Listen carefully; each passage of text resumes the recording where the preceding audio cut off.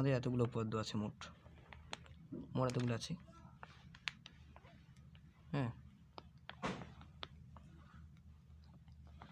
তো এগুলোর মধ্যে সাজেশন হিসেবে যেগুলো আমি বেছে নিয়েছি সেগুলো হলো, ধরো এই যে সাজেশনটা, এই যে ব্যাস নয় এরূপ কোনো একটা জ্যায়ের উপর বৃত্তের কেন্দ্র থেকে লম্ব অঙ্কন করা হলে সেই লম্ব জ্যাটাকে সমদ্বিখণ্ডিত করে, 1 নম্বর। 2 নম্বর বলছে বৃত্তের কোনো একটি বৃত্তচাপের দ্বারা গঠিত কেন্দ্রস্থ কোণ ওই চাপের দ্বারা গঠিত বৃত্তস্থ কোণের দ্বিগুণ হয়। তারপরে অর্ধবৃত্তস্থ কোণ সমকোণ। তারপরে বলছে বৃত্তের কোনো একটা বিন্দুতে স্পর্শক ও স্পর্শ বিন্দুগামী ব্যাসার্ধ না ও স্পর্শক ও ওই স্পর্শ বিন্দুগামী ব্যাসার্ধ পরস্পর লম্বভাবে অবস্থিত।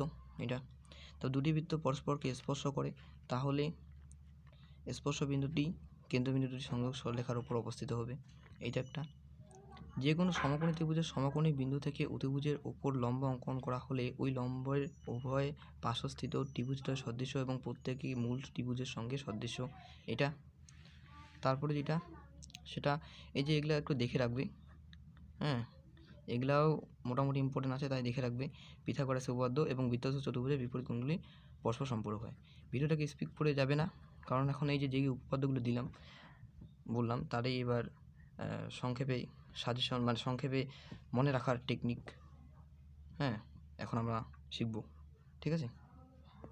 তো ব্যাস নয়ের 1 নম্বর যেটা সেটা হলো যে ব্যাস নয় এরকম কোনো একটা জ্যার উপর বৃত্তের কেন্দ্র থেকে কোনো লম্ব অঙ্কন করা হলে সেই লম্বটা জ্যাটাকে সমদ্বিখণ্ডিত করে। মানে এটা যে একটা বৃত্ত হয়, ব্যাস নয়ের একটা জ্যা, কেন্দ্র থেকে কোনো লম্ব অঙ্কন করা হলো, তো সেই লম্বটা, সেটা ডি দিলাম, সেই লম্বটা জ্যাটাকে সমদ্বিখণ্ডিত করে। এটা বি, এটা ডি। হ্যাঁ, তার মানে ওডি লম্ব এবি করতে হবে, প্রমাণ করতে হবে, এটা বলা আছে প্রদত্ত। তো তার জন্য আমাকে অঙ্কন করতে হবে, এইটা যোগ করে দিতে লাগবে ও এ ও বি। তারপরে এটা যেহেতু লম্ব, এটা উপর লম্ব, তাহলে এটা সমকোণী ত্রিভুজ, তার মানে angle O A D equal to angle O D B equal to, সেটা হবে কত হবে, সেটা 90 ডিগ্রি হবে। আর O A equal to O B, যেহেতু এটা একই বৃত্তের ব্যাসার্ধ। আর এই কোণ প্রমাণ হইলো, এটা প্রমাণ হইলো। আবার এই বাহুটা, ওটির যে বাহুটা আছে সেটা কিন্তু সাধারণ বাহু। হ্যাঁ, তাহলে সাধারণ বাহু, তার মানে কি 3 দিক দিয়ে প্রমাণ হয়ে গেল যেটা সমান। তার মানে আমি বলতে পারবো যে এই ত্রিভুজ আর এই ত্রিভুজ এরা সর্বসম। হ্যাঁ, তার জন্য তখন লিখতে পারি আমি এটা যে ত্রিভুজ ও এই যে ত্রিভুজ ও এ ডি আর সর্বসম ত্রিভুজ ও ডিবি।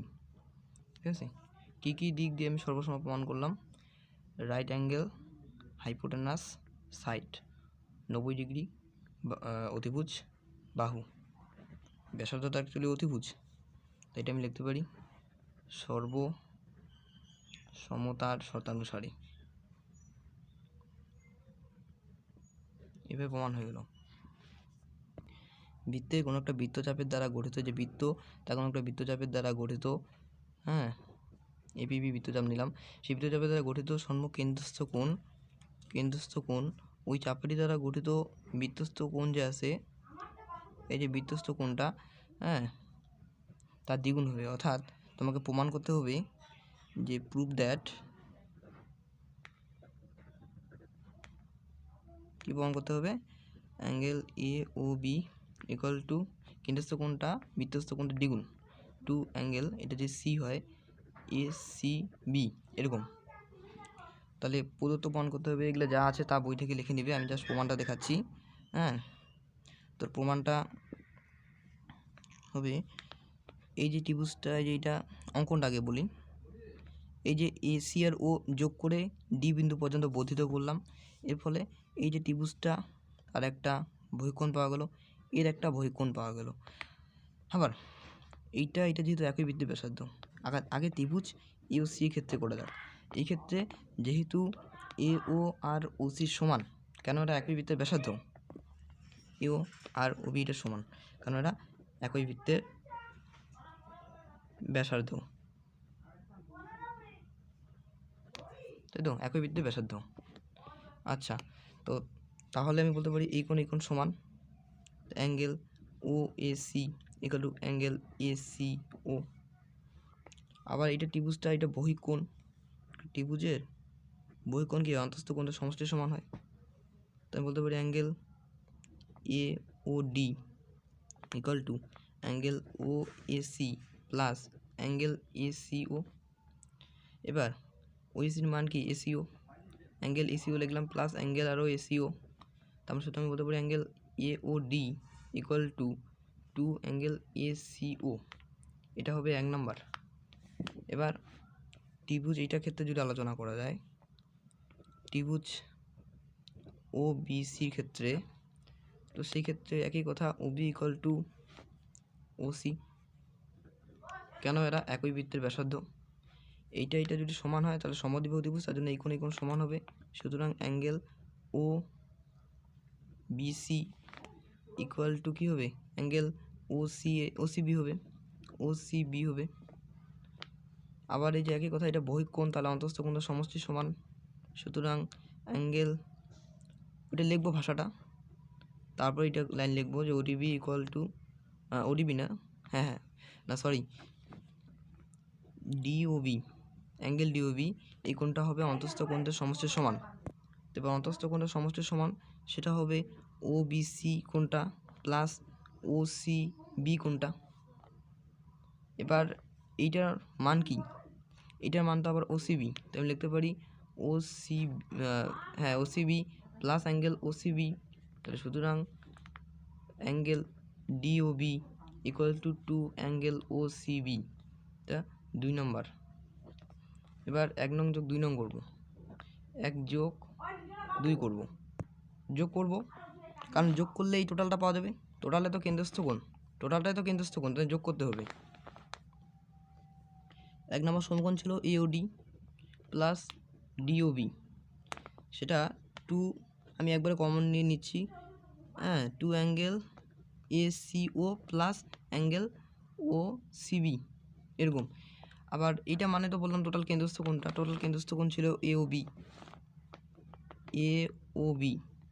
সেটা equal to 2 A C O plus O C B, A C O plus O C B মানে টোটাল কোণটা বৃত্তস্থ কোণ, তাহলে এ সিবি হবে। তো এটা কেন্দ্রস্থ কোণ, এটা বৃত্তস্থ কোণ, তার দ্বিগুণ, এটা হয়ে গেল।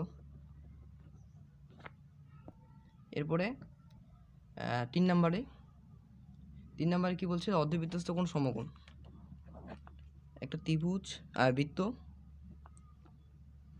ব্যাস, এই যে অর্ধবৃত্তস্থ কোণ,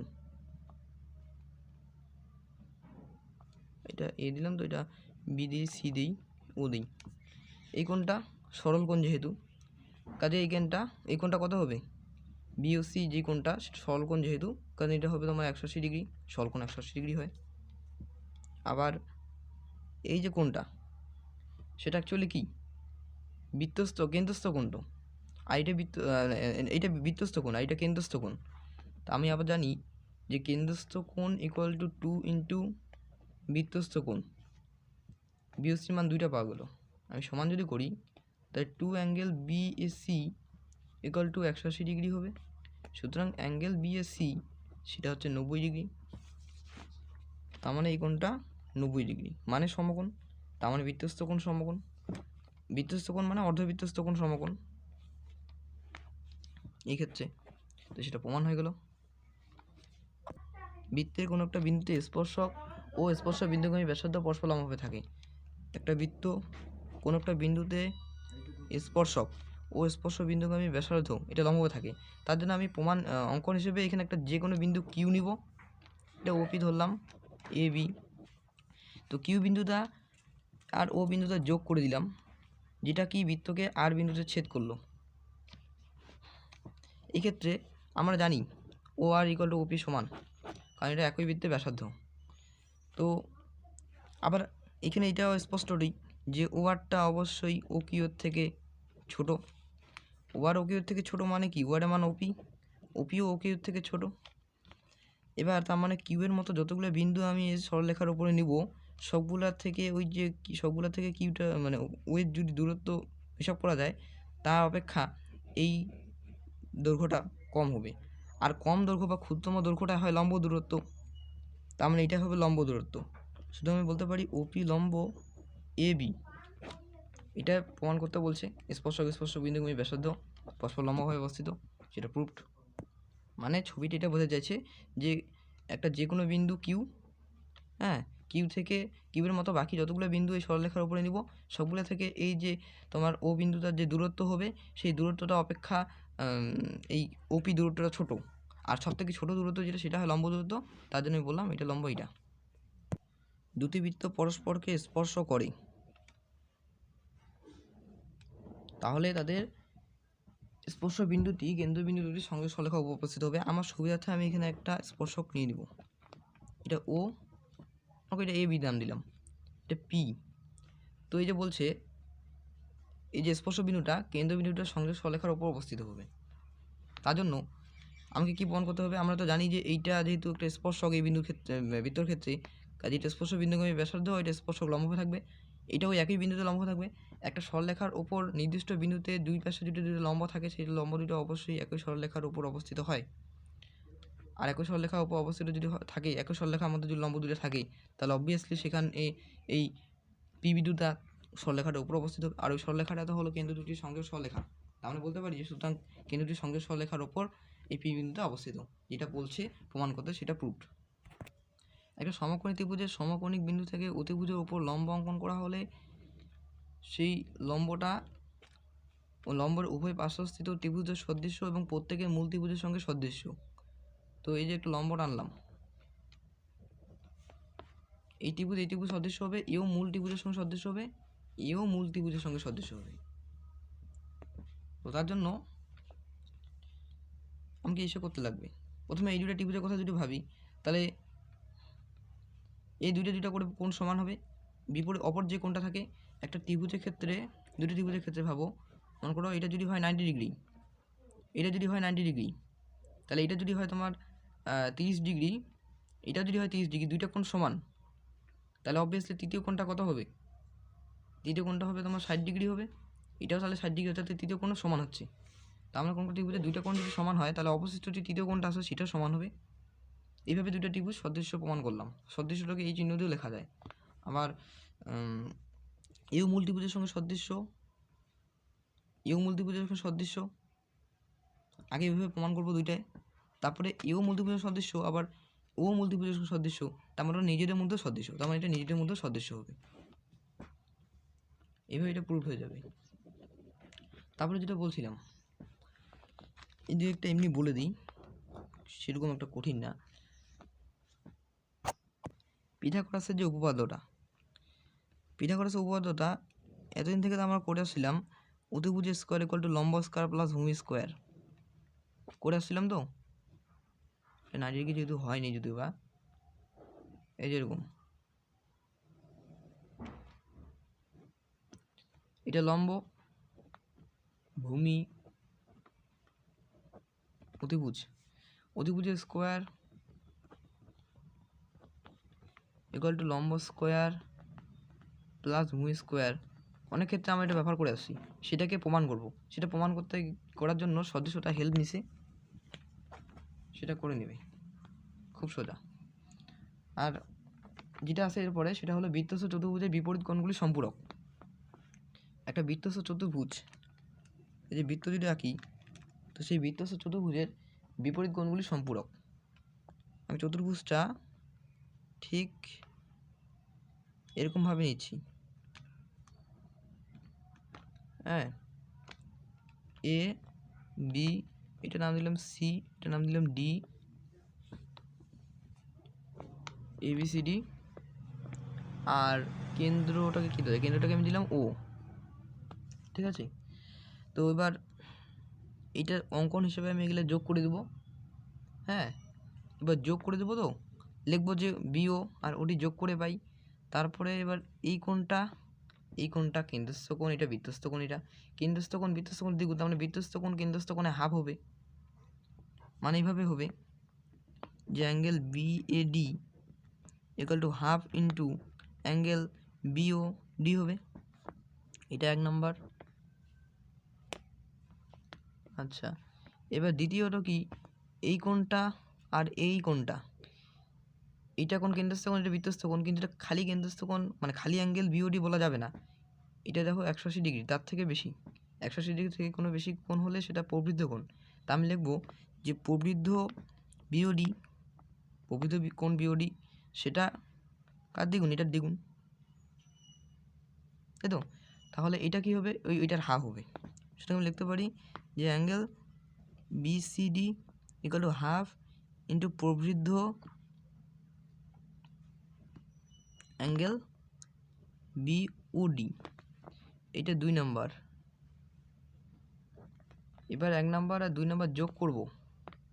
1 নম্বর 2 নম্বর যদি যোগ করা যায় এইটা, তাহলে সেই ক্ষেত্রে সেটা 360 ডিগ্রি চলে আসবে। 360 ডিগ্রি মানে সেটা 2 সমকোণ। আর দুটি ত্রিভুজের দুটি কোণের সমষ্টি যদি 2 সমকোণ হয়, তবে না আমি সেটাকে বলবো সেই কোণ দুটো পরস্পর সম্পূরক। তো 2 সমকোণ যদি যোগফল চলে আসে, তাহলে আমি বলবো এই দুটো কোণ পরস্পর সম্পূরক।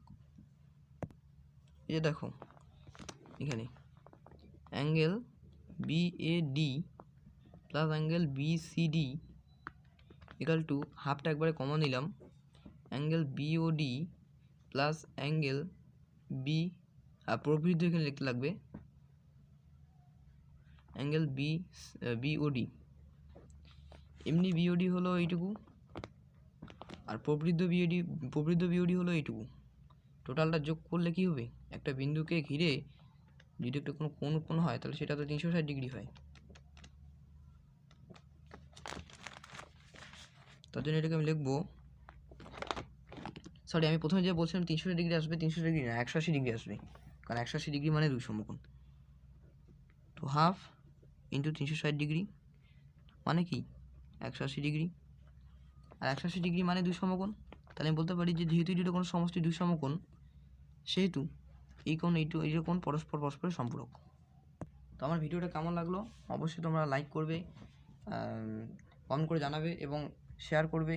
সাবস্ক্রাইব তো অবশ্যই করবে যারা এখনও চ্যানেলটা সাবস্ক্রাইব করোনি, কারণ এরকমই আমি নতুন ভালো ভিডিও আপলোড করার চেষ্টা করব। ধন্যবাদ। হ্যাঁ।